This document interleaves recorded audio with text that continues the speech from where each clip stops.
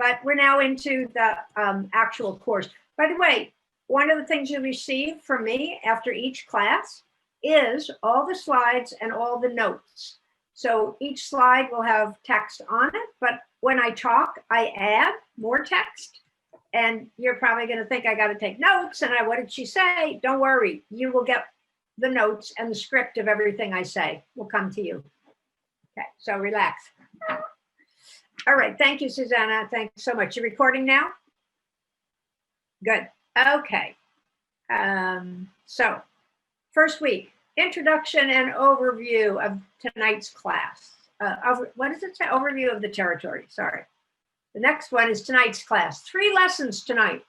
Lesson 1.1 is developmental line editing and you. We're gonna take it to the personal level so you can really see yourself doing this kind of work. The next one, we're just gonna cover the whole territory, and then the last lesson is about the beast, the nonfiction book. We'll get into what is it, what does it look like, what are we talking about here?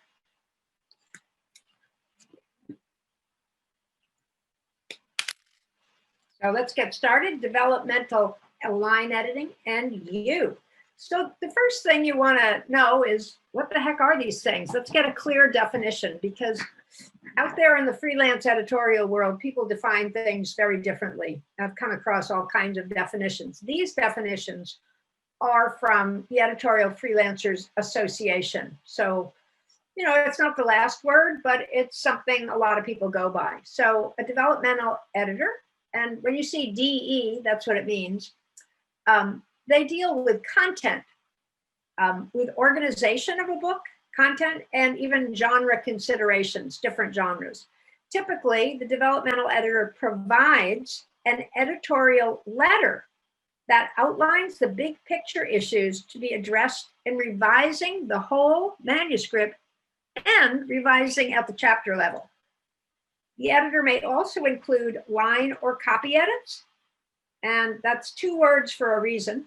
I'll explain that later. Copy edits in the manuscript to show authors how to revise their manuscript effectively. So that's a lot, but I think you can get from that. Developmental editors deal with content. They organize books. They look at the big picture. And they do it through something called an editorial letter, which you'll learn all about in week 2.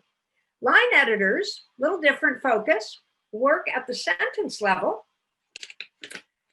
or the paragraph level of a book or a project. Their main focus is on improving the language and the style of the text. Line editing may be performed as a separate service from developmental editing. It can be in conjunction with developmental editing, but only after big picture issues have been addressed, because line editing has nothing to do with the big picture. And sometimes it's done in conjunction with copy editing, and that's one word, copy editing. That's a special kind of editing. I'll tell you all about that. Okay, so, here's something important. The terms developmental editor, substantive editor, structural editor, and content editor all overlap and are sometimes even used interchangeably. I'll say them again. Developmental editor, the one we're using, substantive, structural, and content editors. They overlap. They're sometimes used interchangeably, but for the purposes of what the Editorial Freelancers Association did as taking a survey, and they have a whole survey of this, they want us to consider all of that part of developmental editing. So we're going to do that. Okay, how are we doing? Wow. Whew. Okay, now, there are a lot of myths. People believe a lot of things about developmental and line editing. And I'm going to show you 3 big myths, and then we're going to bust them. So the first one is, you need to be a writer or at least an editorial professional. You may have thought that. It's out there. Myth number 2, there's not enough work for developmental editors. It's what people aren't paying for it. I'll tell you about that. And then the third myth is you've got to know grammar. You can't do any kind. If you don't know grammar, forget it. thoroughly. You have to really know your grammar to be a developmental editor. No, you don't. Let's bust those myths, and one at a time. Whoops. Oh, I leave that up. Okay. So myth one, you need to be a good writer or at least an editorial professional. No, you are, as a DE, you are more the reader than the writer. In nonfiction, it's less important to have knowledge of the actual writing craft. So in fiction, authors are writers. In nonfiction, they can be writers too, and often are, but not always. They're not writers knowing a craft or having studied a craft. So it's less important that you yourself are a writer. You don't need to be a writer to be a great developmental editor. We have something called the Chicago Manual of Style, and I'll tell you more about it. I think I mentioned it in my welcome letter, 17th edition. If you have it or know it, everything's in there that you ever need to know regards to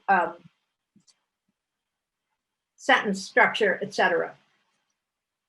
Okay, well, I'm not going to lie though. Having a basic grasp of good writing, it helps. But if you're a reader, you already have a leg up and you know what a good book should sound like. You already know that if you read a lot. Developmental and line editing are the kind of editing you can get them in the bones. You know that expression. You do that by being a reader. You get what a good book is. Okay, Scott Norton, the author of Developmental Editing, a handbook for freelance authors, freelancers, authors, and publishers that I've mentioned in my letters to you. He even acknowledges that the first sentence in his introduction, he says, many developmental editors have a process that is organic and intuitive. I like that combination, organic and intuitive. It kind of says it all. So I never took a writing course myself. I was an English major in both college and graduate school, but I've always been like a voracious reader. There's a good word for you. I headed in the right direction when I worked on my first developmental book edit. I knew just where to go kind of instinctively. And like me, you may too have a feel for what it takes to have a good book. Myth number two, there's not enough work. Busted. More people than ever are writing books, and many of them are not professional writers. They need you. This kind of editing used to be provided by editors at publishing houses, this developmental in line. It's rarely done today by publishing houses. And of course, people who are self-publishing wouldn't have that advantage. So where is an author to go to get this kind of service? More good news, developmental editors are in demand as more and more experts write nonfiction books for specific purposes, often to promote their business or their practice or other endeavors. Getting hired for this kind of editing often comes through referrals. In other words, getting jobs, you get them through referrals, but it's also available through various job boards, agencies, and publishers. Week 6, we're going to go into how you find work. There's plenty of work out there. Plenty. Okay. Oh, one more myth. You've got to know your grammar. No, you don't. Busted. Developmental editing is not copy editing. Copy editing attends to grammar. Line and developmental editing, a little bit of overlap with line editing, but developmental editing, you don't need to know grammar.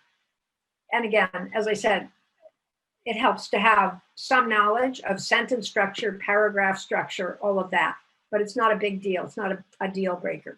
Copy editing, in fact, it's very important you know your grammar and that you know where to find the answers if you don't know the grammar, right, Susanna? Like you got to know where to go get that info because it's important. So you don't need the toolbox of a copy editor. When I do a line edit, authors sometimes think, oh, it's copy edited, right? And I go, no, it's line edited. And even though I corrected some of your grammar and your sentence structure because I couldn't help myself, I have not copy edited your book. You need to go get a copy editor to do it professionally because there will be some mistakes. And I'll give you the definition of copy editing in a minute, and you'll see what I mean. But I am going to include in this course a little mini crash course in grammar, just so those of you who really want to know the basics, I have a way to teach it that's very concise and easy to get basic, very basic grammar. I taught it for 15 years to English second language students, how to write, and they needed to learn grammar and they needed it simple. So I made it really simple. Okay, time for a little self-assessment next. Could you be a developmental editor? Now that you know the myths are myths and you know what developmental editing is, let's just read these questions and think to yourself, is this you? So number one, when reading a book or a magazine, do you often think, I could have improved this and made it so much better? Number two, do you love to read and are always looking for your next read? Number three, do you have a special area of interest you're good at? Maybe something you're experienced in or even something you're passionate about? Number four, can you give honest yet encouraging feedback? Is that something you can do, honest but encouraging feedback? And number five, are you good at managing projects and do you enjoy taking the big picture view of something? I'm just giving you a moment to think about some of this. Anybody immediately see something they'd like to share? Please come in and share with us, or just keep considering these things. I definitely relate with the first one. Yes, Erin? Yes, I know. That happens to you? I can probably fix them somehow. So I think that a lot. And so really, if it's going to frustrate me, then I may as well have the job of getting to fix it, is what I think. Yes. Yep. Yeah, so any one of these can be something that jumps out. It's by no means do you have to have all of them. There's no grade that you get. But if any of these questions kind of, oh, that's me. Okay, you're in the right place. You're in the ballpark. Okay, and you can learn these things even if you go, well, I don't know if I could give honest feedback. That's too. I don't want to do that. We can teach you how to do that. Anybody else have something to share after considering these 5 questions? I can relate to number 4. Yes. I tend to, yes, I tend to, so did you hear me before? I said I could relate to number 4. Number 4, yes. Yes, number 4, I'm a bit far away from my computer, so I just had to move forward. So I typically would pick out, errors in people's writing or maybe structural issues, but I have a knack for, being encouraging while at it. And people say that they feel comfortable with me looking at their work.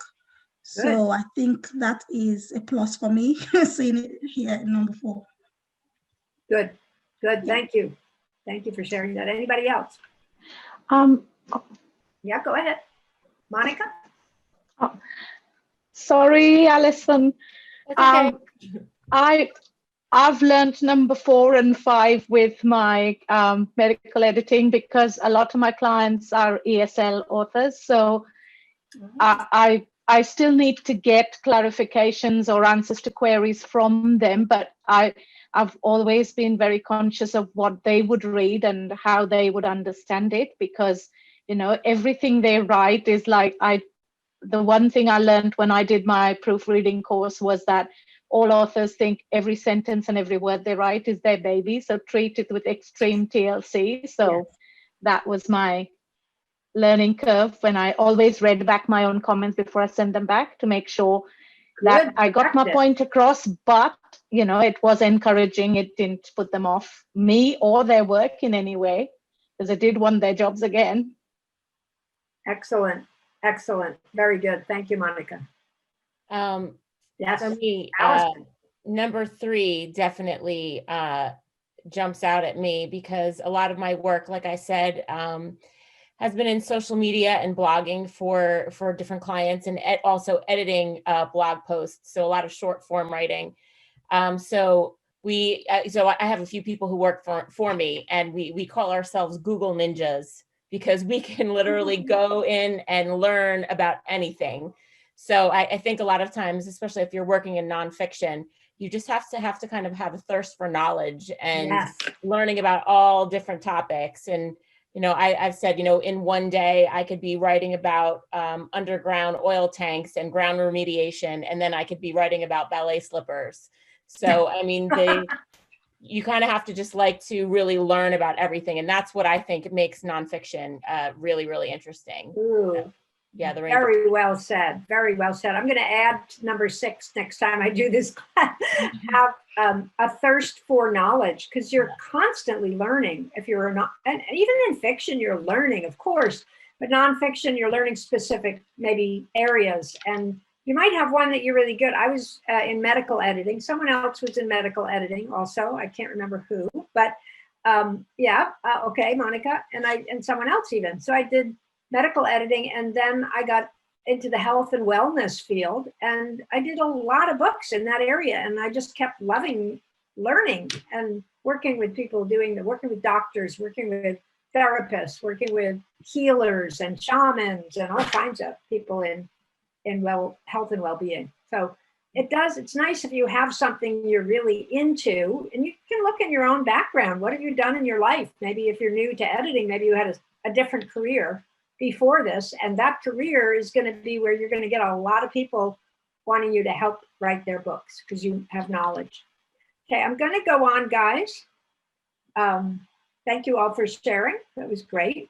So what do you need to become a successful developmental editor? And it's simple. Be a reader. Read books. Read all kinds of books. Read a lot of nonfiction books. For enjoyment, I read pure fiction. I don't read nonfiction. If I want a good novel, it's a whole different experience. But if I want to learn something or about something, I've been reading How to Be an Anti-Racist by Kenby is his last name. Wow, eye-opener. Big bestseller on the New York Times list. So anyway, be a reader. Have a non-judgmental attitude. This is important. Look for what's missing, not for what's wrong. If you tend to be critical, and we all have that side, like that's wrong, I don't like, that's bad, oh, I hate that, that's awful. Keep that to yourself as a developmental editor. You want to reshape it and deliver it like, oh, hey, look, this is missing. And if you added this into your manuscript, look how different it would be. So that's kind of how to have that encouraging attitude. If you can do that, it really helps. And then number 3 is a big one. Trust your gut. Okay, you're going to need to trust your gut in developmental editing. DE is not like other kinds of editing in which there are rules where you need to know them and strictly adhere to them. In developmental editing, there are rules, but you can't rely on rules all the time. You have to go with your intuitive, organic, instinctive sense, and then you have to trust it. So we all have it. It's just a matter of, do we trust it? I always say your best textbook for developmental editing is the books you read, and then you asking yourself, what made this book so good? What was it? Or not? What made it so bad? Okay. Now, if this is confronted to you and you're having a little trouble with this trust your gut thing, which I understand totally, because I used to never trust my gut at all. It took a while.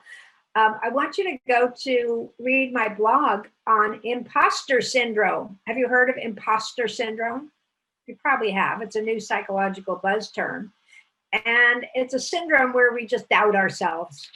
We don't think we have what it takes, and that we're faking it and someone's going to find out someday. Uh-oh. Like, I'm not the real deal, and I hope I can fake it. But it's something to look at in yourself and to start to shift, because it gets in the way of trusting your gut and having that confidence that you can do it. So check out that blog. It's on the Editorial Arts Academy website in the blog section, and it's an early blog. We put it up there very early, like almost 3 years ago, because it's so important and pivotal. All right. Moving right on. I think we're getting to the end of our first lesson and ready to move to the second. Yes, question time. Anybody have any questions at this point?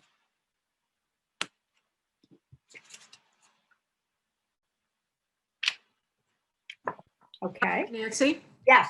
I do have a question about Yeah. when you're talking about not being critical, and I understand, kind of where you're coming from with that. But in terms of, a good nonfiction book has a particular structure Yes. that you can share that with the author. Oh, yeah. Thing? Yes.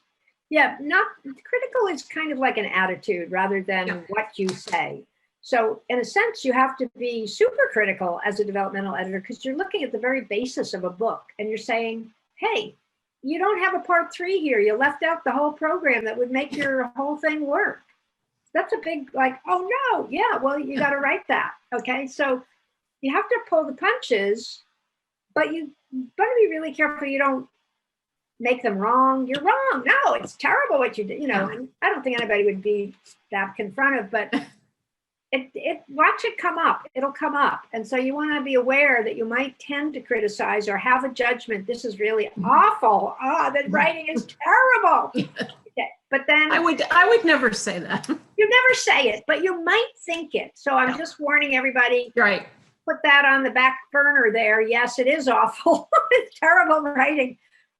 But you can't say that to an author, right? You can say everything else like, hey, go take a course and write it. I've told authors to go take a course, get the fundamentals of writing. It would really make a difference.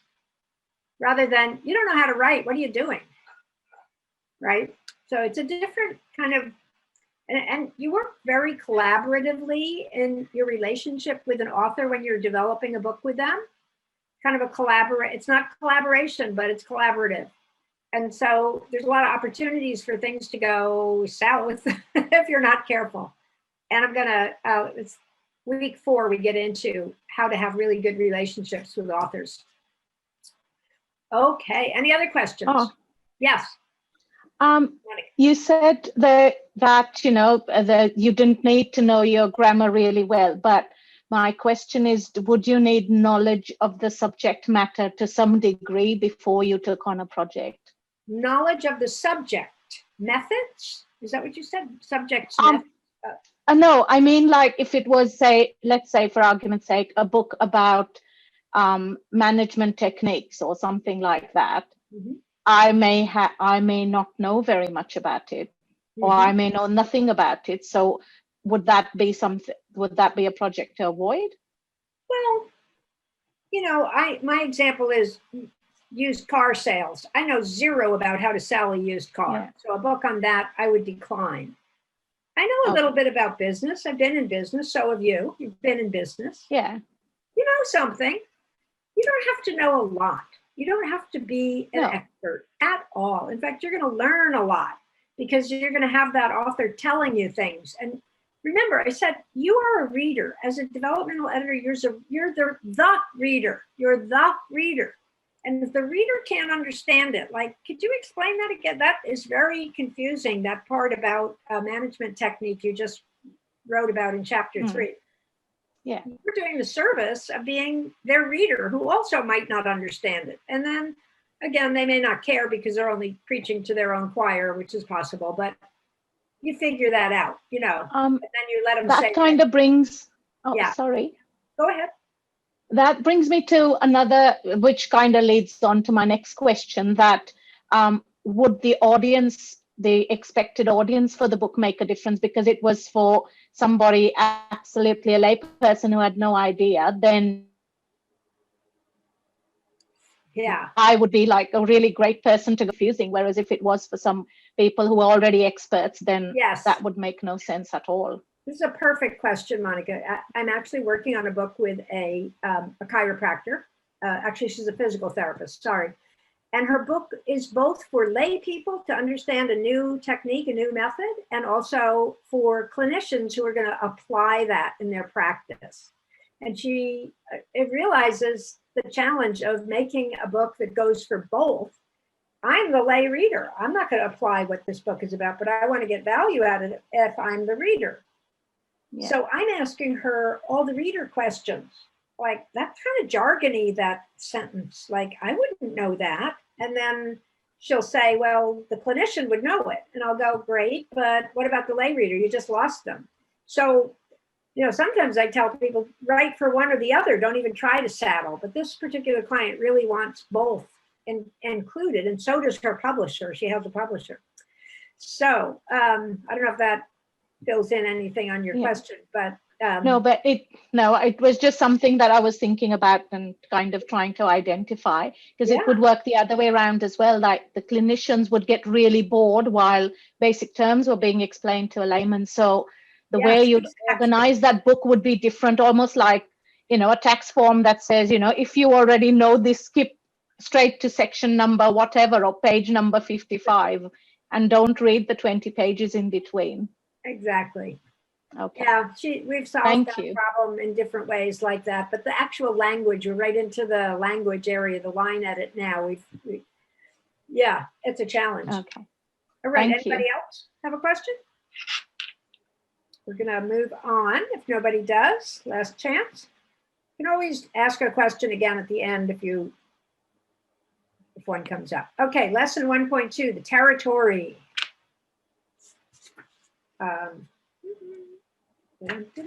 Okay, here it is, 2. All right, so the first slide here is going to show you the whole editorial process. So here's what a book goes through and the roles that an editor plays as a book gets created. So there's 7 roles that editors can take, and they're shown kind of in a continuum here, each one performed at the particular phase a book may be in during its creation. So books go through phases, and editors are with them as they go through phases, and depending on what kind of editing they need. This is not a strict continuum. Some parts of it are very strict and other parts are not. So let me explain to you that.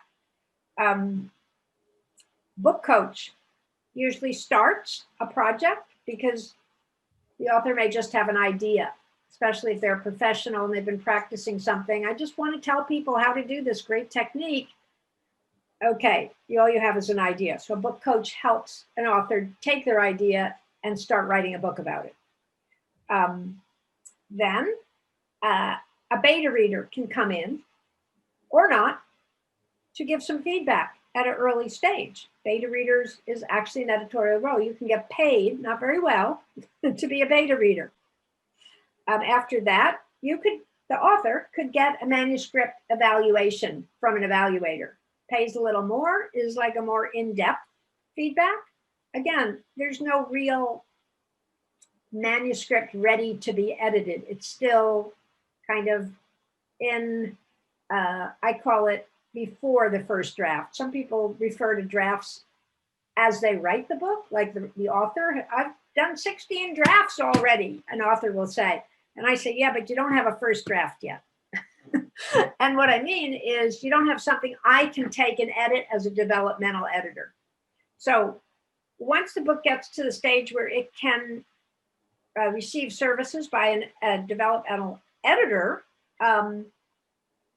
it's got to be kind of the best that the author could do. They put everything down. They did their best, and now it's your turn.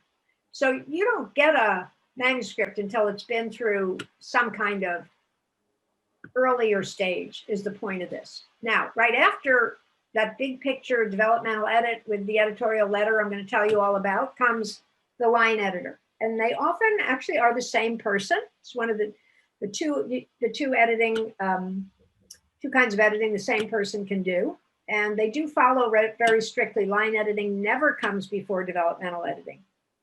And then after line editing comes copy editing and proofreading. Now, this is a great example. Susanna gave it last night in her class. If the copy editor, if the author comes to you and says, I need a copy editor. And you say, good, well, what concerns do you have? Maybe you're also doing copy editing, or you just want to ask them some questions. You have a little questionnaire. Oh, I need some help organizing the chapters in the first part of the book. Ooh, you don't need copy editing. You need developmental editing. Okay, says as Erin's laughing because she brought this up. Yeah, so there is a continuum, and it gets strict in the areas that are orange. And then after that, in fact, you never proofread before it's copy edited, before it's line edited, before it's developmental edited. Those four are the big four that are strict. Nothing can interrupt that process. All right.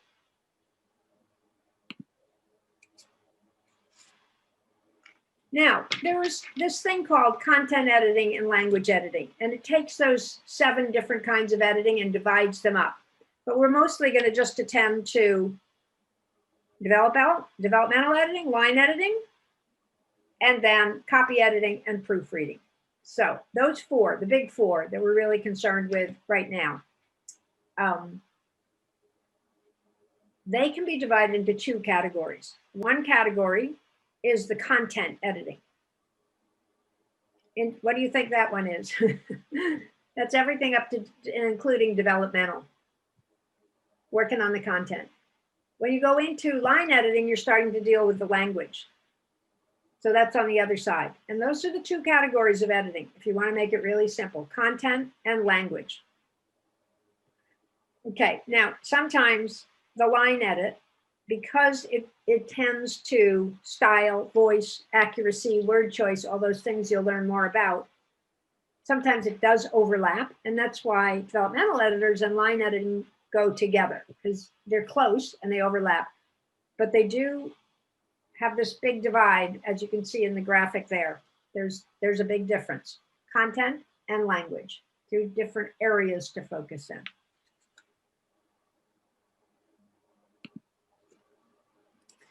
Okay, let's look again at the definitions. Now, you've been given a lot of different levels and phases, and I want to see if I can make this simple for you. So a developmental edit attends to the content, as we've been saying, of the manuscript, both the whole book and the chapters. Chapters go through developmental editing as well as the whole book. And in nonfiction, you're going to be covering structure, the length of the book, the organization, the presentation. I'll just throw in fiction just so you can see the difference. In fiction, when you're doing a developmental edit, you have concerns with point of view, character development, plot, narrative structure. These are all fiction elements. So it's quite different, okay? Line editing, when it's in the whole language area, is going line by line for things such as wordiness, unintentional shifts in tone and diction, word choice, transitions, voice, clarity, accuracy, and even some grammar where accuracy and clarity bear on the grammar. It's not just the grammar. It's because the grammar, the tense or something was out and you lost the continuity. You have to correct that in a line edit. Okay, so now you see the definitions in terms of content and language. I hope that helped a little bit. It might take a while for this to all settle in. It's a lot. Okay, let's look at a totally different kind of editing just to show you what developmental and line is not. I want you to know what it's not. That's very important. Okay, it's not copy editing. So copy editing is 1 word. Copy editors is 1 word. You'll see this term sometimes as 2 words. And I finally figured out what that means or may mean. I'm not sure I know. Editing the copy of a book in many different ways when it's 2 words. When it's 1, it's a specific skill and type of editing. I discovered this just, yeah, Susanna, go. Not to jump in, but I don't think that's quite true. It's copy editing 2 words is often used in journalistic and non-book editing contexts. But even in book editing contexts, you do still sometimes see copy editing or copy editor as 2 words. So it's a little bit of a preference thing. And in the world that I'm in, of fiction trade, it's almost always 1 word. but it It really could be. is the same kind of editing, no matter if it's 2 words or 1. Okay, good. So always when you're referring to the skill that Susanna was talking about, almost always preferably you use it 1 word, right? Yeah, it doesn't have to do with what you're doing. It has to do with what industry you're in. So if you're a newspaper copy editor, it's more likely to be 2 words. But it's That's interesting. it's the same skill, no matter whether it's 2 words or 1. I'm going to add just 1 layer of confusion, if you'll let me, because I read a proposal by a publisher to an author last night. And they were charging, can you believe, $39,000 to take the author's nonfiction book and do everything, all the way to editing, to evaluating, to typesetting, to publishing, to promoting, to marketing, to everything. A huge thing. And I read the 20-page proposal. And the editing section was $4,000 to edit the book. And 33,000 word book, Susanna, it's small. $4,000 to quote edit. So I'm very interested. What are they going to do? What kind of editing? Guess what they're doing? Copy editing. 2 words. And then they describe it, and it's all developmental. Ooh, organize your chapters better. I'm going, what are you talking about? That's developing the book. So I'm sharing this story so you guys can see how much confusion is out there, even in the publishing world. They don't know what they're talking about. I hate to say it, but the words were separated. Copy, editing. Oh, they were in this proposal. No, I believe you, but I thought they were talking about the copy. Yeah, that has I nothing have to to be do talking about the copy. Okay, throw my theory out. They just were completely misusing terms, and this happens. You have to watch out. That's the point of that. Okay, copy editors do the following. They correct spelling. They correct grammar, all of it. They correct usage, how words are used. You got punctuation correction going on. I can't see the other thing. Oh, there it is. They check cross references, and they do fact checking, right, Susanna? Fact checking? Yes. They prepare style sheets, which are special tools that guide consistency and accuracy across the whole manuscript. If you want to know about style sheets, you should take the class in copy editing that Susanna's giving, because I didn't even know they existed, because you never use them in developmental editing. Never, never, never. You don't use a style sheet. Okay? So that's the difference. And I won't even get into proofreading, but you can tell that even is more specialized and not developmental editing. All right, onward. So, and here's just a summary. This is actually a summary. I think we've beat the horse here. How developmental and line editing is different. And it's a matter of focus. And developmental and line editing, you need to know your genre, your niche better. Copy editing, you don't need to know it helps to know the terms the author is using, but you don't need it as much. In developmental and line editing, you're in a collaborative relationship, more likely to have direct contact with the author. So then there's communication issues. The perspective is different. You take the reader's view as a developmental editor and you act like the reader in many places, asking, what does that mean? Be clearer, or you lost me, stuff like that. Approach, and this is very basic, kind of sums it all up. In developmental editing and line editing, you improve the content and the language, but you do not fix and get into mechanical issues at all. Okay, questions? Anybody? Got it? Yes, Allison. So I never realized actually until you're explaining it like this, that there's actually so many different kinds of editing. For me, it was kind of just all one big ball of wax. So even though obviously the copy editors are the ones that are really, the grammar specialists, if you are a voracious reader and if you are doing developmental and line editing, you do probably have a pretty good knowledge of grammar and punctuation and how everything should flow. So how do you hold back when you say that you're not supposed to actually be doing the copy editing and editing all those other little things? I don't understand how you leave them there. Like, do I you know, take it's a not note, easy. or how do you handle that? Yes, so it's not easy because you see a mistake that's so obvious.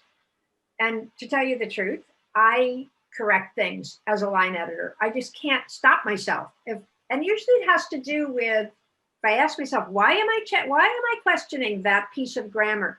It has to do with clarity, flow, Yes. accuracy. It's not just any mistake. I'll let any mistakes go by for another editor to catch. Okay, so you can do some. I'm giving you permission to do some of it. But make sure you tell your client, I didn't copy edit this book, because they may think, oh, she corrected all the grammar. How nice, it's done. No, I didn't check your facts. I didn't do your cross references. I didn't do a lot of things that a copy editor would do. So make sure. I can definitely see the fact checking and the cross referencing. That is definitely its own You're not animal. going to do that as a line editor. Yeah. Right. But as far as correcting all the little, I don't know that I could leave it. I couldn't sleep at night. I know, it's hard. Susanna. Yeah, Allison, I totally understand that. But I think once you get into freelancing, and you're an inveterate freelancer yourself, so you'll understand this, it takes way too much time. So Sure, I think once you get started and you're like, oh my God, I'm never going to get through this book, then it's easier to put that stuff aside. Right. Yeah, I can imagine when you're working on a larger scale project. I mean, I have edited 2 nonfiction books, but they're very short. So I haven't done a large, work, you're talking about, 50,000 words and up, or something that really is something, a heftier project that I haven't done. So I definitely can see your point, Susanna, that there just wouldn't be enough hours. They're not paying you enough to spend that many hours. Exactly. Right. Yes. Nancy, I have a question. The whole idea of developmental, when you hear that word, you almost think you help somebody build something, or, you from the ground up almost. And so, but the way, strictly speaking, it's really, you expect a fully developed, from the author's point of view, manuscript, and then you come in as a developmental editor. Yes. So yes. Do people have any difficulties with those, with that language sometimes, the word developmental? Oh yeah, all the time. Most authors don't even know it exists. They just know they wrote a book. Right. And they're finished. They did everything they could. Help. What could you do? Can you help me? Oh yeah, I can see you got your chapters all kind of backwards here, and I'd like to add a certain chapter. There's a whole program you could put into this book, or whatever you see right away. Right. You see stuff right away. But I'm thinking a piece of what the developmental part is actually some of the coaching part too, isn't it? Because you're kind of helping them develop a book, right? However, I'll tell you in a minute, I'll call you in a minute, Suzanne. You want to be careful that manuscript they give you as something you're going to charge for developmental editing is in such a shape that you could write a letter to them. It could be a 20-page letter or a 5-page letter telling them everything that you would do to take this manuscript they've given you towards a real book, towards a better book, towards an actual book, because it's going to come to you as a raw piece of meat. Right. Right. So that's you gotta have something that they can give you that you can work with. Okay, Susanna. Oh yeah, so Liz, that's a great question. And when I first started working on Editorial Arts Academy and trying to pinpoint these definitions, I thought that too. I thought, well, development, and you can find people online who say, well, yeah, I'm developing a book. It's a little bit of a misnomer. Really, when you're doing the hard work of developing a book, you're being a book coach. And as Nancy will explain, it is sometimes very hard to find the line between coaching and developmental editing. So the way that she and I finally came down on it as a way to explain it, and that mostly aligns with the way most other people see it, is the book coach is there when you're developing the manuscript, strangely, even though it's called coach and not development. When the manuscript is ready is when it becomes fully a manuscript and you're no longer adding to it and deciding what to do with it, then you get the developmental editor. So it is kind of, the language is a little screwy, but that's what we got. Yeah. It's funny. I never think of the author. Thank you, Susanna. I never think of the author as developing, but you're right. I just think they're writing their heart out, and they put everything they could. And I always ask them, are you done? Have you done everything, you know? And then they wait, no, I have to have it back again. Give me my baby. And then they go through more and like, tell me when you're done and we'll put it through a developmental edit. But then they say, but I just developed it. And I go, no, you didn't. You wrote it. So it's a good distinction, good discussion there. Very good. Anybody else have input on that or want to say anything about that? It's a good one. Nancy, do you want to take a little break or should we push through? Let's take a break. Hey guys, it's 10 of 8 on the East Coast, 10 of whatever else you got out there. We got 40 minutes. I think Erin wanted to say Let's something. take a break for what, 5 minutes? Yeah. Everybody? I'm going to do the break file. I'm going to break. There it is. Take a break. I'm going to heat up my tea. I have a cup of tea here that went cold. Nancy? Yes. I think Erin has something she wanted to Oh, add. Erin. Sorry, I don't see her. But I'm Erin, here, I'm waving. Would you like me to ask my There you question are. now or after the break? let's take the break now. And And then then come back with your question, okay? Write it down. Okay, Is that got it. okay? All right. Yep. Okay, Thank you. I'm gonna go heat my tea up. 5 minutes. It's now, yeah, just go come back in 5 minutes by your own time. So many different times, okay? Okay. All right. Camille and Linda Ray, don't know if you guys are you're not videoed yet. And there's Richard at the bottom. I don't know if there's anybody else. I'm just looking at everybody. Yeah, Livia. Oh, I bet Jenny Taylor is on her iPhone. I have a feeling. Is that you, Jenny? She's muted, so she won't be able to tell me. Okay, we're gonna go. We're gonna. Yes, I'm here. Sorry. You are. That's Yes. great to have you. Thank you for joining us. Jenny Taylor is, wow, I'd introduce you, but maybe we'll let her introduce herself at another time. Yeah, don't worry about it. Okay, she's a great, great helper in all things tech and also an editor herself, a really good one. Linda's back. Hi, Linda. And everybody's muted. Okay, we're gonna move on.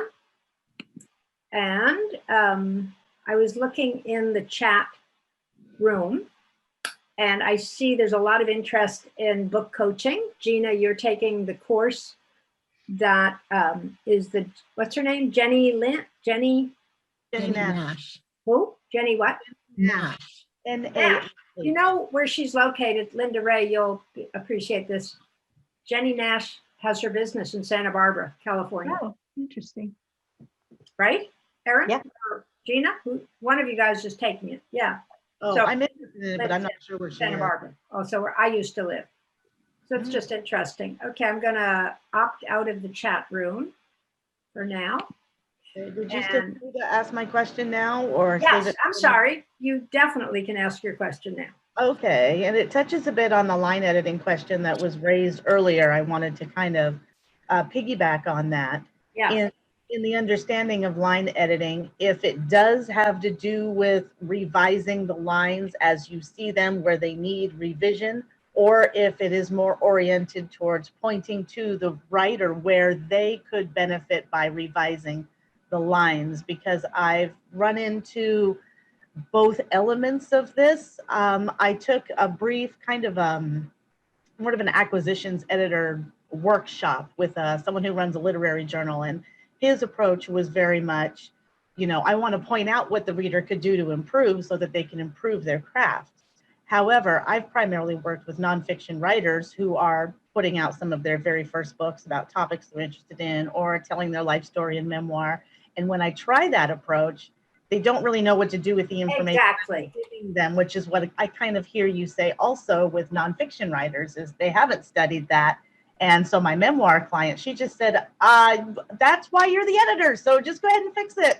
Do it, So- do it. Yes, yes. So am I overstepping if I'm doing that? Or am I delivering what they want? Am I doing what's appropriate as a line editing to do that? Yeah. Or am I doing too much? Excellent question, and every line editor's concern, of course. So when we have the how-to class on line editing, I'm going to answer much more than I am right now, but just for now, you're right on. It depends on the author. many who are not writers just love that you changed a lot of stuff. And they go, that's just what I meant, but I couldn't say it. That's And what if you ask them, like, could you make this clearer by blah, blah, blah, blah. They just don't, they ignore it because they don't know what to do. And you have to kind of feel your client out, your author client. And then there's some places you must ask, and it's real obvious. You have to do an author query in the margin of the text using track changes, and you say, this word just doesn't seem like the right word. Here's some suggestions. What do you want? Now that's getting them involved. So the degree to how much you get them involved to do their own work and the degree to which you do it yourself. There's no strict rule for that. Sorry. Thank But you so much. You start to get it as you know your client and their response to things. I think that makes the most sense. Thank you, Nancy. Great question. All right. So break is over.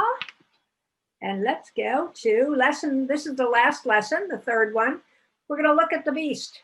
Let's look at the beast. What is a nonfiction book? Okay. So, okay, our focus is the nonfiction book. That's what this class is about. And it's about the popular nonfiction book, which is known as trade book. So a trade book means the kind of book that you would find in Barnes & Noble, for example, although they have a lot of kinds of books there. So I'm not sure, but they do mainly do trade books. Other brick and mortar bookstores, Amazon, they're the kind of books people read. They show up on the New York Times bestseller list. If you know the website Goodreads, they're almost all trade books. In our class here, we're going to do only adult nonfiction. There's plenty of nonfiction for young adults, but I'm not going to cover that in this class, so that's not our focus. These are the books that go through the basic editing we've been talking about. There's a book coach usually, or some kind of concept helper and support. Then there's a developmental editor who starts to help organize and really structure the book. And then the line editor comes in at the language level. Nonfiction books need copy editing and proofreading too.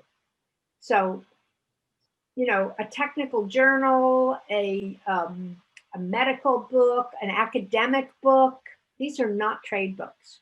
Trade books are the ones everybody reads. They're popular. We'll talk about them. They're fiction and nonfiction. Trade books are novels also. Okay, so I just wanted to get on the right playing field there with what are we talking about? Popular trade nonfiction books for adults that you can buy in a bookstore, and they need these kinds of services. Okay, let's look at the genres of the nonfiction books. Now, this is not totally inclusive. Someone pointed out to me, I don't have travel books here. So there's other nonfiction books that are not, but this is basically what you, unless you're a specialist in something very different, you would be receiving manuscripts that are needing to be made into self-help books. So also known as prescriptive nonfiction. Prescription meaning they're going to prescribe the how-to. They're going to tell you how to do it. There's a lot of those being written. Platform books. Platform books are written, whoops, sorry, I hit it. Get my hand away from that. Platform books are written by professionals wishing to become thought leaders or promote their business, like doctors and therapists and yoga teachers. In fact, our sample book that you're going to be getting demonstrations on is a book by a yoga teacher and a marketing expert combination. So, but platform books, professionals write these kind of books. They have a business to promote. Then there's memoirs. These are nonfiction. Memoirs are nonfiction. The kind that I usually work on and know a lot about are the kind that they're kind of a hybrid of memoir and teaching books. So self-help and memoir together. So someone tells their life story, but they learn something really important and they want to teach it through their life story. I call these memoirs with a teaching focus. And again, oh, let me give you some examples. I'm sorry, I missed the examples. So, but the memoir with a teaching focus is, of course, the best-selling book, How to Be an Anti-Racist by Ibram X. Kendi, right on the bestseller list right now. Very topical book. let's go back up to platform books. Oh, I gave you an example. That's the book we'll working with. I'll withhold the title until we get to it. Back to self-help. Here's an example. The Four Agreements, A Practical Guide to Personal Freedom by Don Miguel Ruiz. Very big, popular book in print for 20 years. Okay, and it's the how-to self-helps. They're kind of usually personal growth, whereas the memoirs or the other books are maybe more professional growth. You can have a platform book that teaches, so it's prescriptive, but it will teach a skill rather than a personal growth subject. Historical and biographical books, these are nonfiction. I'm sure you're aware of the book Alexander Hamilton by Ron Chernow. There's an example of best-selling nonfiction, beautifully written, and of course, an amazing Broadway show that I saw on TV recently. Final category called the journalistic big idea. This is a new genre that's cropping up a lot. Big idea books. They investigate a particular question or subject. They're investigative. And Malcolm Gladwell is the master of these kind of books. And his latest, Talking to Strangers, I highly recommend. Okay. By the way, the teaching memoir, I have a template for that I'm going to share with you guys, give you. So if you ever get someone, I want to tell my story, but I have so much to teach people. Oh, well, you want to do a memoir with a teaching focus, and here's how to do it. And it's the beauty of nonfiction books that makes them easy in a way, is there's formulas for each kind and templates. So it's kind of like fill in the blanks. Very different than a novel or a creative piece of fiction. Very different. Nancy? Yes, question, So sure. what would I'm happy to be reading Entangled, which is a wonderful book on mushrooms and this whole, I've gotten, I was obviously in Barrie watching can you hear me? Because I got disconnected. Okay, so I don't have visual. So, I watched that movie, Fantastic Fungi, and I just am reading this wonderful book called Entanglement. Now, where would that fit in? It is a book I think was on the bestseller list in Europe. Where would that fit in those five?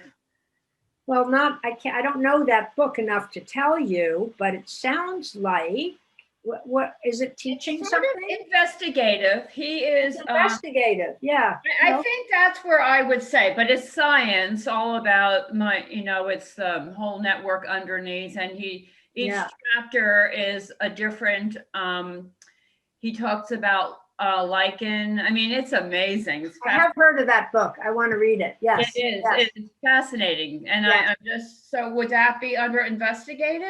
It's not a big idea, but it's, it's more. It might be. It might be a big idea, but not in the same sense of like Malcolm Gladwell. Yeah, very different. This is, this is really a lot of stories. Fact stories that different science, different scientists, what they've discovered. I mean, it's an amazing topic. It sounds great. It might be a platform book, depending on if the author is establishing himself in some way. I don't know the book well enough to say, and it could be outside of my five too. I wouldn't be. People are creating new genres, and cookbooks. Where does that fit? I didn't include that. So it's a big field, and I just wanted to kind of get the main players on the table here. Is more my point here. But I'm going to pick that book up the next time I'm in a Barnes and Noble, or I'll just go to Amazon and look at it. Thank you for bringing that up. Anybody else have a question about nonfiction book genres? Okay. Now, this is a big slide, and I'm going to send you a handout after the class that actually tells you what each of these things means. Because if I did it right now, we'd all just glaze over. You'll probably want it as a reference. So a typical nonfiction book, when it's laid out, this is the content, but it's not how to develop the content. It's more like what it looks like, right? What a nonfiction book typically looks like. When you open the front cover, you're going to see something called the front matter. There's 3 divisions: the front matter, the body, and the back matter. So the front matter is all these things. You got to have a title page, and right on the back of the title page often is the copyright page. Fortunately, editors usually don't have to deal with that. Authors go get their copyright, or the publisher handles that, but it's good to know where it goes, and it should be there. Then author may want to dedicate the book to someone or something, and have a quote. After all that stuff, you should have a table of contents, otherwise known as the TOC. Table of contents comes right in the front matter. Right after the table of contents, and I have seen it before, but it's being called out after here, is something called a foreword. Now, a foreword is often, this is very confusing to authors. They think like they should write the foreword. No, the foreword is often written by some high profile visible expert in your subject, if you can get one. And when an author gets a really good high profile visible person in that field, it helps them get the book published too. So forewords are important. I see people though, spell it FORWARD. No, that's the direction. But so look at the word foreword. It's the word before. Foreword. That's what it is. And it's written by an expert, usually not the author. The author can write the preface. And the preface is often when the author wants to tell you some special circumstance about how the book got written or something kind of personal about the book. Following that comes the acknowledgement to editors and people who helped the author write the book. After that, a very important piece comes, and this is called the introduction. And the author does write the introduction. And it's rare that a nonfiction book does not have an introduction. So an introduction is just that. It introduces the book. And I tell authors, because they often will just write a first chapter and say, well, that's my introduction. And no, that's an introductory chapter. But the introduction tells the reader what's going to be in the book. In chapter 1, we're going to cover this. In part 3, we're going to cover that. So it can be written in a stylish and fun way, but it basically lays out the book's contents. And many readers don't even bother. So you don't want to put something important in an introduction. I have authors who put the main thesis and all information, important stuff in the introduction, and risk having the readers never read it. So introduction has a special format. Move on to the body of the book. Very simple.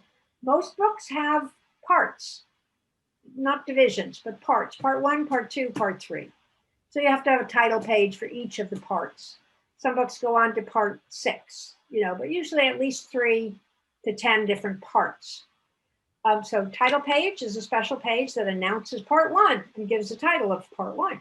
Then you have chapters that are within that part. And so they have titles also. When you're finished with all your chapters, you have something called an epilogue and an afterword. Not everybody does this, but an epilogue would bring in some new development in your field that wasn't going on when you wrote your book, and you want to update your reader. An afterword is just the thoughts an author has after having finished. And it's often extraneous, but some people really want it, and it's part of a book. So as I said, again, I'm sending you a handout that gives like a paragraph on each of these. So it really tells you in detail what they are. And it's a good reference to have when someone says, is my book done yet? And you go, well, you don't have a table of contents yet. It's good for that. Back matter, appendices. These sections are sometimes used, not always, but you have some special technique that's not related to the main one, you might want to put it in an appendix. And notes are very important. Nonfiction books, less and less of them are showing footnotes. You're in a different world than the trade book, popular book, if there's a lot of footnotes.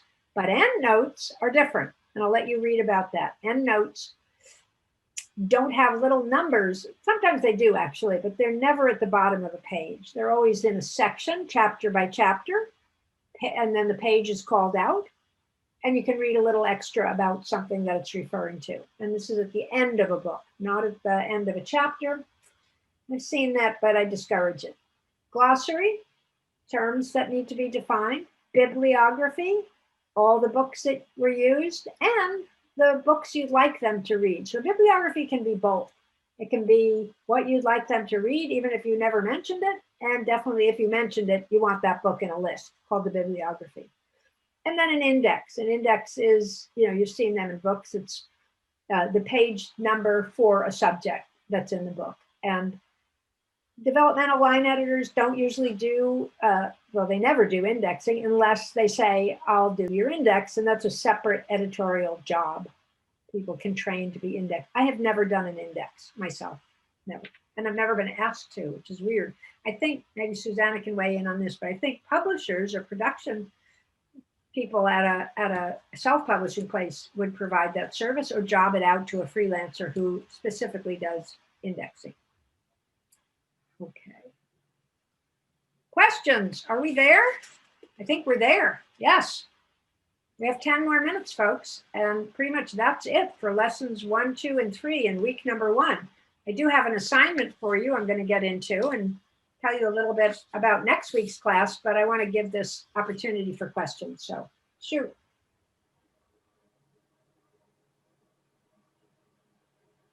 Hi, Nancy. So I have a book. It's called The Magic of Fiction, Crafting Words into Story. And it was from one of the classes that I had taken with you and Susanna.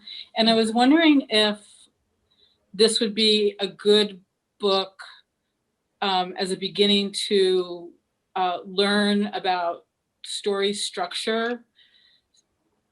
So, because I believe that that's something like you need to learn as a developmental editor. Is that, am I on track with that? You're talking fiction. Talking fiction. Yeah, but I would never use that textbook for a nonfiction course. So I don't use that, but it's a great book. I'm familiar with it. Okay. I think it's in Susanna's list of for her class. I mean, well, yeah, because she covers fiction in her class, and Pat Dobie, who you met earlier. But obviously not for nonfiction. Yeah. Yeah, I mean, if you want to learn the art of storytelling because you're going to do some creative nonfiction, it's a good idea. Mm-hmm. Yeah, like I would assume like a memoir, that could possibly come in handy. Yes, but it's interesting. Memoirs are not novels. They do have very different things that go on in memoirs, but it helps, to show, not tell. That's a basic fiction. Right. Show it, don't tell it. Show it, bring us into the scene and how to do that. That's a good fiction technique that's used in memoirs sometimes. Okay. So, memoirs are kind of a funny animal. They're like both fiction with nonfiction. They're nonfiction with fiction elements. Okay. Good question. Thank you. Anyone else? How are we all doing? I have a quick question. Yes. Just kind of speaking to the genres again, and one of them that you mentioned you didn't have there, the travel genre. I'm very interested in working on travel books and travel memoirs, and I wonder if you have ever worked on any of those, and if you know good places travel memoirs. Find work for those. Yes, travel memoirs are great. I've worked on quite a few of those. How fun. I've never worked on a travel guidebook, though. I wouldn't. I mean, maybe I would. What do they need? They might not. I mean, they might need development, but they're pretty formulaic, a travel guidebook, right? So developmental editing doesn't really apply to that sort of genre, you think? Might be needed, but the travel memoir, yes. Yes, for sure. That's a great kind of memoir. I suppose line editing could apply to both. Do you think line editing would be relevant to both? Oh, yes, absolutely. Yeah. You got to have clear language, got to have accurate language, got to have compelling, interesting, flowing language everywhere. So line editing is good for all kinds of books. Exactly. I'd also like to ask you about a word I've seen that you've written somewhere, I think in one of your articles on the blog, or I don't know, I ran across it somewhere that you said that you specialize on working on transformational nonfiction. And I love the sound of that word. Yeah. Okay. So one of my gurus, a woman named Kelly Notaris, actually coined that term. Oh. And, she's been a big time editor of publishers like Hay House and True Mhm. what? What is that one? Sounds true. Sounds True. Sorry if I said, yeah, Sounds True in Boulder. Okay. And basically she has a service that connects book editors with clients. How do I find out Oh, I more? know you can go see her, KN Literary. I got to tell you, she's very picky. And she has a team of editors she takes on, puts you through the paces, and then she'll send you authors. And I've done a lot of work with her. From the very beginning, I met her at a Hay House conference, writers conference I went to. Oh, nice. Yeah. And she presented there, and now she actually is one of the leaders of one of their writers conferences. And she was a New York City big time acquisition editor for many different. You can read her bio. Her name is Kelly, and then her last name is Notaras, Notaras, and her business is KN Literary. Thank you. I appreciate it. I actually did one of the webinars with Sounds True, and I'm familiar with Hay House. So that helps know the point person who came up with that phrase. That's so neat. That's where I first heard it.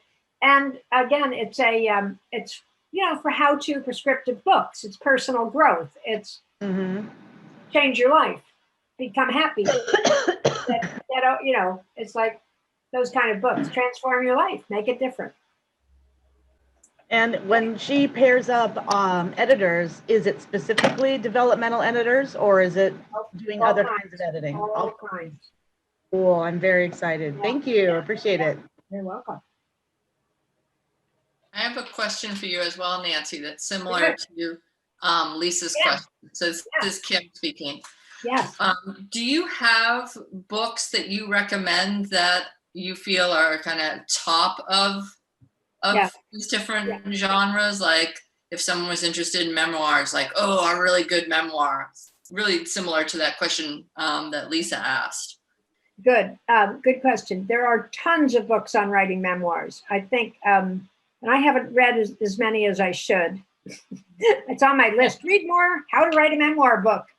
It's more a question of like a really good memoir. So if I were wanting to say, ooh, I want to edit memoirs, or I want to do developmental editing on platform books, if you had a few examples of books that were just like, those are really good representations of that genre. I'd like to be able to. I'll tell you something, a really funny thing. So yes, there are plenty of books on memoirs, and I'll send you a few that I think are really good. The Art of Memoir by, she wrote her own memoir called Lit, one of the best memoirs of. It's Mary Carr. Mary Carr, thank you. I think the question is, do you have any memoirs, not books about memoir, but actual memoirs that you consider to be like the pinnacle of a good memoir? Oh, an example of a good memoir? Yeah, an example. Yeah. Okay. Well, just look at the bestseller list, what's been there for the past year at the very top. It's called Educated. Do you know that book? Educated? Tara Westover. Tara Westover. I read it and I had issues with it. I would have edited it differently, but it's been you got to ask what made that book go so big. And the other one, Wild by, what's her name? Wild. That's a memoir that went huge. Movies made out of it. But I wanted to tell you something. There are, as far as I know, and correct me, Susanna, if I've got this wrong, I think it's very shocking if it's true. And that is, there are no books on developmental editing for nonfiction except for one.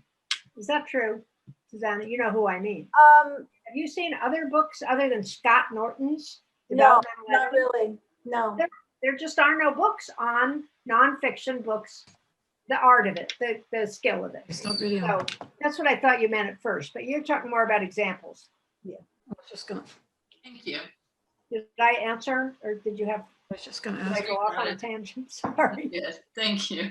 You're welcome. Check out Educated. There's a reason that book is so big. Still don't know what it is really. Well, I think I know. Okay, other questions? We're winding down. We only have 2 minutes. I can't take any more questions, although I will stay on for anybody who has some. I want to move to the next slide and give you your assignment, okay? So I did recommend this book, Scott Norton, Developmental Editing, a handbook for freelancers, authors, and publishers.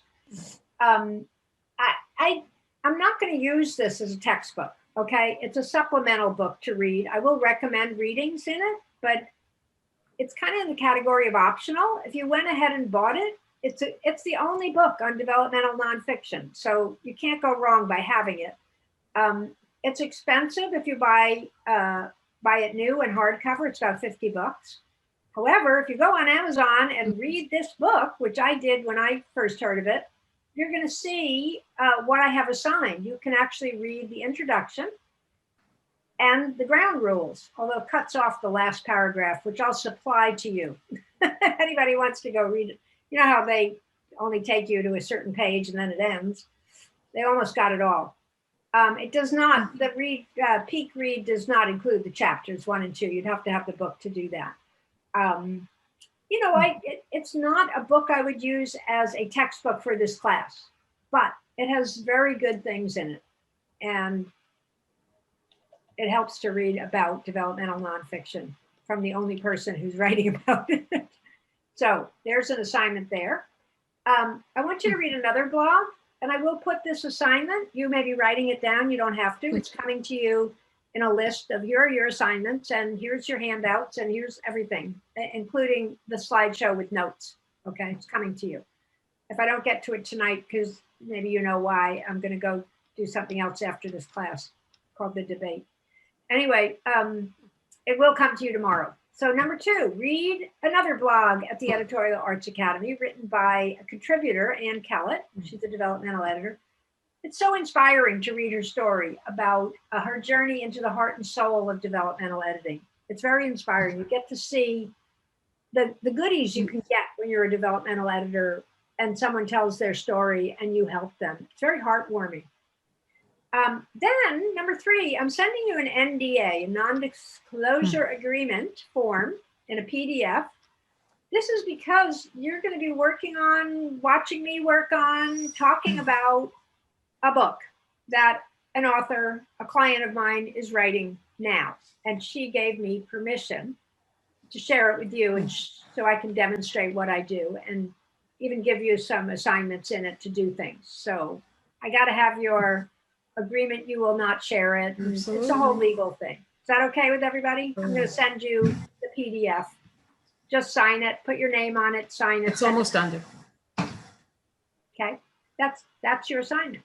Let me see if there's anything. Oh, I think that's it. Next week, and we're right at 8:31. No, at 8:30.